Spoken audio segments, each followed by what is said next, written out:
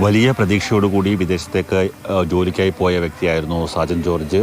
1.5 മാസം മുമ്പാണ് അദ്ദേഹം ആദ്യമായി ആ കമ്പനിയിൽ ജോലിക്ക് കയറിയത്. 5-ാം തീയതിയാണ് ആദ്യ ശമ്പളം ഈ വീട്ടിലേക്ക് അയച്ചു കൊടുത്തത്. വലിയ സന്തോഷത്തിലായിരുന്നു. കാര്യം മകൻ ജോലിക്ക് കയറി, ആദ്യ ശമ്പളം വീട്ടിലേക്ക് അയക്കുന്നു. അച്ഛനും അമ്മയും സഹോദരിയും സഹോദരനും അടങ്ങുന്ന കുടുംബം വലിയ സന്തോഷത്തിലായിരുന്നു. അതിന് പിന്നാലെയാണ് ഇപ്പോൾ ഒരു വലിയ ദുരന്ത വാർത്തയായി ഈ കുടുംബത്തിലേക്ക് ആ മരണവിവരം എത്തിയിരിക്കുന്നത്. അമ്മയെ കുറച്ച് സമയങ്ങൾക്ക് മുമ്പാണ് ഇക്കാര്യത്തെക്കുറിച്ച് അറിയിച്ചത്. നേരത്തെ ഇന്നലെ വൈകിട്ടോടുകൂടി അച്ഛനും മറ്റ് ബന്ധുക്കളുമൊക്കെ തന്നെ മരിച്ച സാജനാണ് എന്നുള്ള കാര്യത്തിൽ ഒരു സ്ഥിരീകരണം വന്നിരുന്നു. അപ്പം തന്നെ മെനഞ്ഞാന്ന് വൈകിട്ട് രാത്രി 8:30 വരെ ഫോണിൽ വിളിച്ച് കുടുംബാംഗങ്ങളുമായി സംസാരിച്ചിരുന്ന ഒരു വ്യക്തിയായിരുന്നു സാജൻ. ആ യുവാവിൻ്റെ മരണമാണ് ഇപ്പോൾ സംഭവിച്ചിരിക്കുന്നത്.